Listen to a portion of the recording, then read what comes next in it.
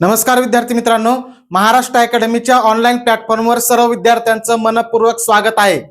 विद्यार्थी मित्रांनो, अनेक जण मागच्या काही दिवसामध्ये पोलीस भरती करणारे जे विद्यार्थी आहेत ते सगळेजण तुटून ग्राउंडच्या मागे लागलेले आहेत, ग्राउंडच्या तारखा आलेल्या आहेत आणि ग्राउंड सुरू सुद्धा झालेले आहेत। अनेक जणांचे ग्राउंड आपण व्हिडिओ जेव्हा बघतात तेव्हा संपलेले असणार आहेत। त्याच्यामुळे हा व्हिडिओ अतिशय महत्त्वपूर्ण आहे, कारण की एकदा का तुमचं ग्राउंड संपलं की त्याच्यानंतर उरतं तुमचं लेखी परीक्षा, आणि त्या लेखी परीक्षेच्या अभ्यासाचं मॅनेजमेंट कशा पद्धतीने असलं पाहिजे, कोणत्या विषयाला कशा पद्धतीने भर दिला गेला पाहिजे, दिवसभराचं तुमचं शेड्यूल कशा पद्धतीने असलं पाहिजे, किती दिवसामध्ये अभ्यास कव्हर केला पाहिजे आणि दिवसभरात कोणत्या कोणत्या गोष्टी तुम्ही केल्या पाहिजेत, या सगळ्या गोष्टीचा A to Z प्लॅनिंग म्हणजे ग्राउंडच्या नंतर ज्यावेळेस तुम्ही फुल टाइम लेखी परीक्षेच्या तयारीला लागता त्यावेळेस प्लॅनिंग तुमचं काय काय पाहिजे याची सगळं डिस्कशन आपण करणार आहोत। त्यामुळे व्हिडिओ शेवटपर्यंत बघायचा आहे। संपूर्ण एक ना एक मुद्दा तुमच्यासाठी खूप महत्त्वपूर्ण असणार आहे। तर लगेच आपण आपल्या सेशनकडे वळूया। तर बघा, ग्राउंड झालेल्या मुलांनी लेखी परीक्षेची पुढची तयारी कशा पद्धतीने करायची हा प्लॅन आपल्या या व्हिडिओमध्ये असणार आहे। सगळ्यात महत्त्वाचं ग्राउंडचं मेरिट। आता ग्राउंडचं मेरिट किती लागणार हे सांगणार नाहीये मी तुम्हाला। सगळ्यात महत्त्वाचं म्हणजे काय होतं, तुम्ही मैदानी देऊन आलात की लगेच मग मागच्या वर्षी कुठे किती ग्राउंड लागलं होतं, मग आता मेरिट किती लागन, मी बसन का नाही, बरोबर आहे का, माझे इथं मार्क गेले तिथं मार्क गेले, असल्या वायफळ चर्चेमध्ये वेळ घालवत बसता तुम्ही। लक्ष द्या, तुम्हाला समजा 40 मार्क आहेत आणि तुम्हाला जर 42 नंतर मेरिट लागलं आणि मेरिट लागल्यानंतर महिनाभराने तुम्हाला उशिरा कळालं की मी बसणार नाहीये याच्यामध्ये, तरी काय फरक पडणार आहे का? अभ्यास तर तुमचा होणार आहे ना। त्यामुळं मेरिट जास्त लागणार आहे आणि मला मार्क कमी पडलेत म्हणून मी आता अभ्यास करत नाही, मेरिटची वाट बघत बसतो, असला फालतूपणा किंवा याला मी मूर्खपणा म्हणेन, बिलकुल करायचा नाहीये। तुम्ही थोडेसे कमी जरी असलात, कोणत्याच वायफळ चर्चेमध्ये वेळ घालवायचा नाही, डेडिकेशननी आपला अभ्यास करत राहायचा। हे अतिशय महत्वाचं प्लॅनिंग सांगतोय तुम्हाला मी, बाकी अभ्यासाचा प्लॅन पुढे देणार आहे मी। हे सगळ्यात पहिल्यांदा डोक्यामध्ये ठेवा। ग्राउंड झालं ना, विषय संपला आता ग्राउंडचा, मला आता 100% लेखी परीक्षेच्या अभ्यासाला द्यायचे आहेत। माझा जरी पहिल्यांदा अभ्यास कमी असला तरी सुद्धा आता अभ्यास कव्हर करेल आणि माझा पूर्ण अभ्यास हा परफेक्टच होईल, हे टार्गेट मनामध्ये ठेवायचं आणि वेळ वाया लावायचं नाही, बरोबर आहे का? आता कोणी तयारी करावी आता सांगतो तुम्हाला। लेखी ग्राउंडला किती मार्क पडलेत, काही जण लगेच येतात बघा, जागे होतात, एवढं ग्राउंडचं मेरिट लागल, तू बसतोस, तू नाही बसत, तू बसशील, तू 1 मार्काने जाशील, तू 2 मार्काने जाशील। बिलकुल काही नाही, तुम्हाला थोडे मार्क कमी जरी आलेले असले तरी सुद्धा तुम्ही लेखी परीक्षेच्याच तयारीला लागायचं आहे। लक्षात ठेवा, मार्क मेरिट किती लागल काय होईल काय अंदाज नसतो। जर यदा कदाचित तुम्ही जिथं फॉर्म भरलाय तिथं मेरिट कमी लागलं आणि नंतर कळालं अरे आपण बसलोत पण आता लेखी परीक्षेला तर 8-10 दिवसच बाकी, मग काय करू? म्हणजे तुम्ही कष्ट केलेले असतात वर्षभर, फक्त तुमच्या मनातल्या कन्फ्युजनमुळे तुम्ही स्पर्धेतून बाहेर फेकले जाता।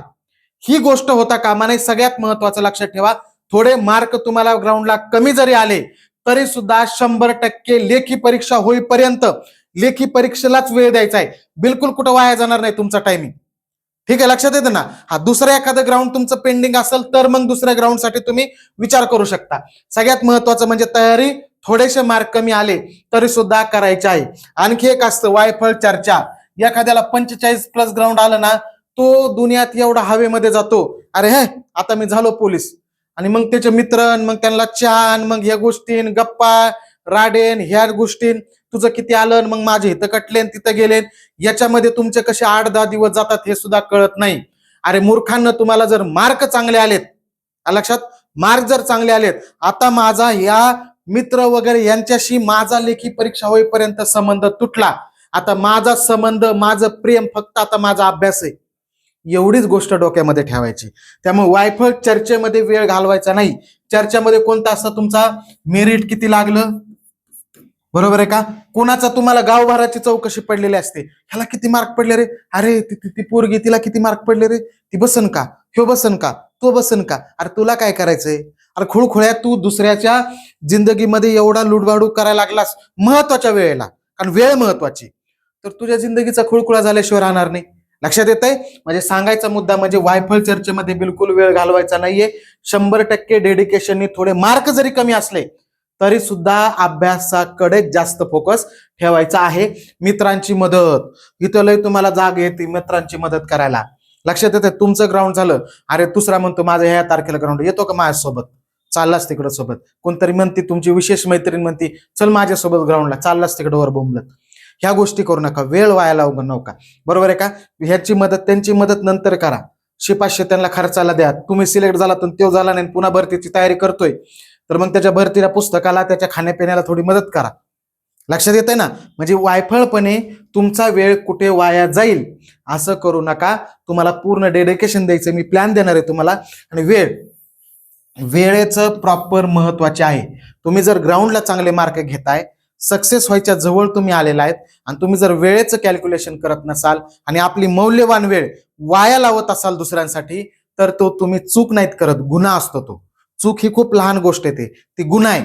कारण की तुम्ही वर्ष वाट बघत असता की कधी भरती येते, मी कधी सिलेक्ट होतोय, आणि शेवटच्या टप्प्यामध्ये येऊन असली काहीतरी वाह्यातगिरी केली, तुमचं तिथं नुकसान होत असतं. हे महत्वाचे मुद्दे लक्षात ठेवा. त्यानंतर बघा अभ्यास साहित्य. आता शेवटच्या टप्प्यामध्ये काय करायचं, याच्यामध्ये प्रत्येकाचा क्रायटेरिया वेगवेगळा आहे. जो फक्त भरती आली तेव्हाच तयारीला करायला लागलाय, त्याने काय करणं, एक तर त्याची भरती आली म्हणून तयारी करायला लागलाय, याची सिलेक्ट होण्याची शक्यता खूप कमी.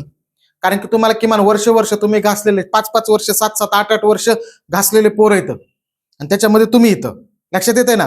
त्याच्यामुळे शेवटच्या टप्प्यामध्ये एक तर तुमच्याकडे एक प्रश्नसंचाबद्दल सांगतो पाहिजे. मागच्या सगळ्या झालेल्या जिल्ह्यांच्या प्रश्नपत्रिका, घटकनिहाय विश्लेषण नाही. घटकनिहाय विश्लेषण हे भरतीच्या अगोदर वाचावं लागतं, वर्षभर वेळ असतो तेव्हा. प्रश्नसंच सांगतोय की याच्यामध्ये 1 ते 100 प्रश्न आहेत, आणि प्रत्येक जिल्ह्याचे आहेत अशा पद्धतीचा. आणि कदाचित त्याच्यामध्ये विश्लेषण पण असलं तर आणखी चांगलं. बरोबर आहे का? म्हणजे दररोज तुम्ही अगोदर झालेले प्रत्येक प्रश्न तुमच्या डोक्यामध्ये पाहिजे. म्हणजे झालेल्या मागच्या वर्षी झालेल्या ज्याही प्रश्नपत्रिका आहेत त्यातला प्रत्येक प्रश्न तुमच्या डोक्यामध्ये पाहिजे. पार पिळून काढायचे, मग टेस्ट सिरीज वगैरे ह्या गोष्टी बघायच्या. लक्षात? अशा पद्धतीने आपल्याकडे आता पुस्तक आहे, सगळ्यांना माहिती आहे, पांढरा घोडा, A to Z सोल्युशन. याच्यामध्ये मागच्या 3 वर्षाच्या, बरोबर आहे का, 3 वर्षाच्या सगळ्या प्रश्नपत्रिका ह्या काय केलेले, आता 1 ते 100 प्रश्न सगळे दिलेले आहेत, आणि त्या प्रत्येक प्रश्नाचं विश्लेषण दिलेलं आहे. गणित बुद्धिमत्ताचं नाही, फक्त प्रत्येक प्रश्नाचं विश्लेषण दिलेलं आहे. तुम्हाला आता प्रत्येक प्रश्नाचं विश्लेषण वाचत बसायची गरज नाही. शेवटच्या टप्प्यात माझं एखादं हे गोळी मारली बरोबर आले, का बरं हे उत्तर आहे, बरोबर आहे का, किंवा हे माझं चुकलंय तर का चुकलंय, हे बघण्यासाठी मग विश्लेषण पाहिजे ना तुमच्याकडं. आणि फक्त गणित बुद्धिमत्ताचं विश्लेषण असून काय फायदा आहे, बाकीच्या सुद्धा प्रश्नांचं विश्लेषण पाहिजे ना. मग हे पांढरा घोडा एकदा मार्केटमध्ये जाऊन बघा, आवडला तर घ्या, नाही तर घेऊ नका. पण ह्या कॅटेगरीचं दुसरं घ्यायचं असलं दुसरं घ्या, फक्त तुलना करून घ्या. पण काय विषय त्याच्यामध्ये मी काय प्रमोशन करणार आहे, तुम्हाला प्लॅन देतोय. 1 ते 100 हे फक्त दाखवलं तुम्हाला मी, अशा प्रकारचं पुस्तक. बरं का? मार्केटमध्ये जा, बघायचं, तुलना करायची 2-4 पुस्तकं, त्याच्यात जे मला चांगलं वाटतं ते मी घेणार, विषय संपला. लक्षात? 1 ते 100 प्रश्न असणार प्रश्नसंच पाहिजे. पुस्तक आता इकडे लक्ष द्या, तुम्ही काय करता रे, कोणताही पोलीस भरतीचा ठोकळा असतो तो वाचता. आता हे काय होतं माहितीये का, जे औसा पुनवाला पावसाळ्यात उगणाऱ्या छत्र्या नसतात का, पावसाळ्यातल्या छत्र्यासारखे जे भरती तयारी करायला आलेत, आता भरती आली म्हणून पुस्तक घेतो आणि भरती आली म्हणून पळायला जातो, या कॅटेगरीतल्या लोकांना मी प्लॅन देतच नाहीये. लक्षात येते ना? हा प्लॅन कोणासाठी, की जे डेडिकेटेडली 6 महिने 8 महिने वर्षभर झाला अभ्यास करतायत, बरोबर आहे का, त्यांच्यासाठी आहे. तुम्ही ठोकळा अगोदर वाचलेला आहे, याला होता येईल तेवढा रिव्हिजन करायचा. म्हणजे तुमच्याकडे आता वर्दीचा राजमार्ग हा ठोकळा आहे, तुम्ही एकदा दोनदा अगोदर वाचून काढलाय, सगळा रिव्हिजन करायचा. तुम्हाला इकडे लक्ष द्या, रिव्हिजन केल्याशिवाय पर्याय नाही. आणि प्रश्नपत्रिका सोडवायची. तुमच्या प्रश्नपत्रिका सोडवल्या, रोज 2-3 प्रश्नपत्रिका सोडवल्या तुम्ही, की तुमच्या लगेच लक्षात येतं, अरे माझा हा टॉपिक कच्चा, याच्यावरचे प्रश्न सारखं चुकतेत माझे, बरोबर आहे का, मला कोणत्या विटॅमिनचं नाव काय हे माझ्याकडून सारखं चुकतंय. मग मी जाऊन विटॅमिन सगळं वाचून घेतो बरं ठोकळ्यातून. मग इकडे जास्त जे प्रश्न चुकतायत ते इकडे जायचं, ठोकळ्यामधून तो टॉपिक वाचायचा, रिवाइज करायचा. कारण आपला ब्रेन आहे, ही यंत्र नाहीये की ह्याच्यात डाटा सेव्ह होईल. विसरतो माणूस, हा नैसर्गिक गोष्ट आहे, ती विसरतात अनेक गोष्टी. मी कधीतरी वाचलंय म्हणून माझा बरोबर प्रश्न येईल असलं भानगडीत नाही. तुम्हाला सारखं सारखं पुन्हा पुन्हा रिव्हिजन करावी लागते, त्याला 100 वेळा घासून काढावं लागतं. रिव्हिजन शिवाय सक्सेस होऊ शकत नाही. असं कोणीच माहिती आलेलं नाही की मी एकदा वाचलंय, माझं पाठ झालं, जातो मी पेपर देतो, सिलेक्ट होतो. पार उकळून प्यावं लागतं, त्याची पुन्हा पुन्हा रिव्हिजन करावं लागते. जास्त रिव्हिजन कशी करायची, कोणता घटक मला जास्त गरजेचा आहे. आता माझ्या मित्राला विज्ञान अवघड जाते म्हणून मी तो विज्ञान वाचतो, म्हणून मी बी विज्ञान वाचतो, असं नाहीये. हे तुमचं हे प्रश्नपत्रिका सोडवा तुम्ही. प्रश्नपत्रिकेमध्ये तुम्हाला बरोबर लक्षात येतं की या घटकावरचे प्रश्न माझे सारखं सारखं चुकतायत. मग तुझं काम आहे ठोकळ्यामध्ये जायचं आणि तो घटक पूर्ण वाचून काढायचा. लक्षात आहे? म्हणजे वर्धेचा राजमार्ग मध्ये जायचं तू तिथून वाचून काढते सगळा घटक. लक्षात येते? अशा पद्धतीने आहे टेस्ट सिरीज. आता टेस्ट सिरीजच्या बाबतीमध्ये सांगतो किंवा टेस्टच्या बाबतीमध्ये सांगतो. एक तर तुम्ही प्रश्नसंच तुमच्याकडे 1 ते 100 3 वर्षाच्या प्रश्नपत्रिका हे कंपल्सरी बरं का, प्रत्येकानेच करायचं. मागच्या प्रश्नपत्रिका उकळून प्यायच्या. उकळून प्यायचं म्हणजे काय, कागद पाण्यात नाही. हा, उकळून पिणं म्हणजे प्रत्येक प्रश्न तुमच्या डोक्यामध्ये पाहिजे. एवढं त्याची पुन्हा एकदा सोडवा, पुन्हा वाचा, जे जे प्रश्न चुकले त्याला गोल करा, काळ करून टाका ना पुस्तक. तुला काय पुन्हा सिलेक्ट झालं कुणाला गिफ्ट द्यायचं काय, माझं नवच राहिलं म्हणून. लक्षात येतंय? आणि याच्यानंतर टेस्ट सिरीज. टेस्ट सिरीज जर तुम्ही लावायची असेल फायदा होतो, 100% फायदा होतो की टेस्ट सोडवायच्या. पण त्या टेस्ट खरंच क्वालिटी आहेत का हे याच्यावरून ठरवायचं. ह्या प्रश्नपत्रिकांचा दर्जा आणि त्या टेस्टचा दर्जा हा सारखा पाहिजे. लक्षात येते ना? अशा प्रकारचे जर टेस्ट तुमच्या असतील तर नक्की टेस्ट सोडवा. तुमच्या टेस्ट असतील ऑफलाईन, तुम्ही अकॅडमीमध्ये असतात तिथं टेस्ट असतात, पण तिथं आठवड्यात 1 आणि 2 होती. 1 आणि 2 भागत नाही बाबा, बरोबर आहे का? ह्या सगळ्या प्रश्नपत्रिका सोडून तुम्ही मग काय करा, त्याच्यापेक्षा टेलिग्राम वगैरे याच्यावर ज्या प्रश्नपत्रिका भेटतात त्या झेरॉक्स काढा, किंवा एखादा सराव प्रश्नसंच म्हणून मार्केटमध्ये असेल तर तो घ्या. पण टेस्ट सिरीज सुद्धा फायदा करते, बरोबर आहे का? फक्त मग त्याचा दर्जा पण असा पाहिजे, या संचासारखा दर्जा त्याचा पाहिजे, हे सुद्धा लक्षात ठेवायचं आहे. त्याच पद्धतीने आणखी काही काही गोष्टी असतात की मी काय करतोय, माझा इथंही प्रश्न चुकतोय, बरोबर आहे का? मग मी ठोकळ्यात जाऊन बघितलं, वाचून काढलं, पण वाचूनही मला समजत नाही. त्याच्यानंतर बेस्ट ऑप्शन असतो ऑनलाईन क्लासेस. ऑनलाईन क्लासेसमध्ये सगळे लेक्चर बघत बसायला आता इथून पुढे वेळ नाही तुम्हाला, बरोबर आहे का? त्याच्यामुळे जे घटक माझा चुकतोय, ज्या घटकावरचं मला वाचूनही समजत नाहीत, त्या गोष्टी लेक्चर बघायचे फास्टमध्ये. आता मी मराठीचं लेक्चर बघायला घेतो, सगळं एकदा बघतो, पाठच करतो, आणि महिने रोज 10 लेक्चर बघतो, 5 लेक्चर बघतो, सगळं रिव्हिजन करतो. असं लेक्चर बघून होणार नाही. एवढ्याने मग तुझं डोकं हँग होऊन जाईल. नेमकं एवढी कॅपॅसिटी नसते की दिवसात मी 7-8 लेक्चर करतो. नुसतं लेक्चर बघूनही सक्सेस होत नाही. लक्षात येते ना? त्यामुळे मग ऑनलाईन जर असेल तर मग तो घटक समजून घ्यायचा. आपल्याकडे फास्ट ट्रॅक बॅच आहे, त्याच्यासाठी आपण सेपरेट केलेले महाराष्ट्र अकॅडमी ऍपवर. तिथं तुम्हाला मग ती बॅच आहे, ते बॅचेस सगळीच बघत बसायची गरज नाही. तुम्ही जर जुने विद्यार्थी तर जे जे टॉपिक मला अवघड जात आहेत, जे समजायला कन्फ्युजन वाटतंय, ते टॉपिक मी वाचूनही टेस्टमध्ये प्रश्न चुकतोय, पुन्हा मी ठोकळ्यामध्ये जाऊन वाचतोय, किंवा मराठीचं ग्रामरचं पुस्तक आहे त्याच्यातून जाऊन वाचतोय, गणित बुद्धिमत्ता पुस्तक आहे त्याच्यातून समजून घेतोय, तरीही मला समजत नाही. मग टप्पा हा. ह्या अभ्यासाचं सूत्र सांगतोय की तुमचं काय पाहिजे ते. दिवसभराचं प्लॅनिंग वगैरे तर देणारच आहे, पण ह्या सगळ्या गोष्टी आहेत. म्हणजे ह्या गोष्टी तुम्ही सगळ्याच विषयासाठी, म्हणजे मराठी व्याकरण, गणित बुद्धिमत्ता, जीके, ह्याच्यासाठी सगळ्यासाठीच हा मुद्दा फॉलो करायचा. चालू घडामोडीबद्दल मी सेपरेट बोलणार आहे त्याच्याबद्दल, ठीक आहे? त्यानंतर बघा दिवसभराचं नियोजन. दिवसभराचं नियोजन काय असायला पाहिजे. काही जण असतात, आता मी वेळापत्रक करणार, सकाळी 5ला उठतो, मग 5ला येतो, 5:15ला ब्रश केला, 5:30ला बाथरूमहून आलो, 6ला आंघोळ केली, मी 6ला अभ्यासला बसणार, पुन्हा 9 ते अभ्यास करणार, पुन्हा नाश्ता करणार, पुन्हा 10ला अभ्यासला बसणार, आणि पुन्हा 3ला अभ्यासाला 3 करणार, पुन्हा अर्धा तास झोपणार, पुन्हा मग चहा पिणार. असं सगळं दिवसभराचं काय करणार, कपडे कोणते घालणार, अंडरपॅन्ट कोणती घालणार, काय खाणार, असलं वेळापत्रक करतात. नव्या जोशामध्ये पहिल्यांदा 2-4 दिवस ते वेळापत्रक तुम्ही एकदम फॉलो करता, आणि नंतर वाजले की 12 त्या वेळापत्रकाचे. अशा प्रकारचा कार्यक्रम होतो. वेळापत्रक करणं म्हणजे काय करणं, की मी आज उठलोय, तुमच्याकडं पुढच्या आठवडा आणि प्रत्येक दिवसाचं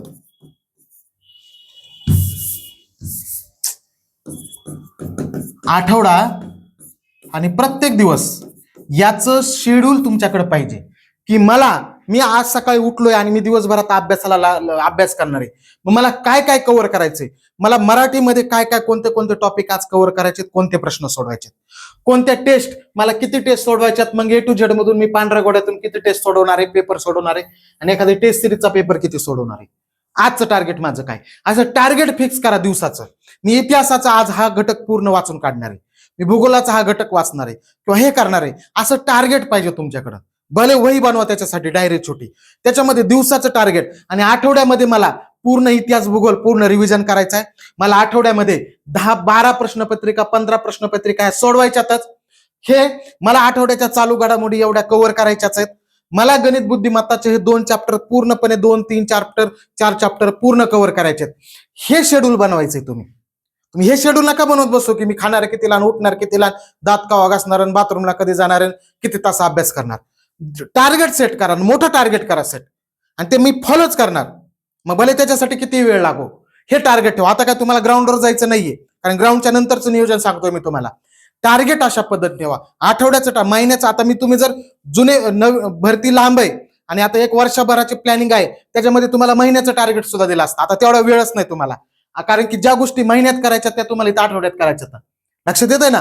त्याच्यामुळे तुम्ही टार्गेट सेट करा.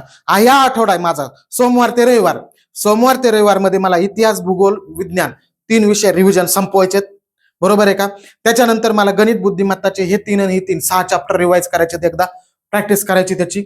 आणि मला ह्या आठवड्यामध्ये 15-20 प्रश्नपत्रिका सोडवायच्यात, 15 प्रश्नपत्रिका सोडवायच्यात विथ अनालिसिस करून.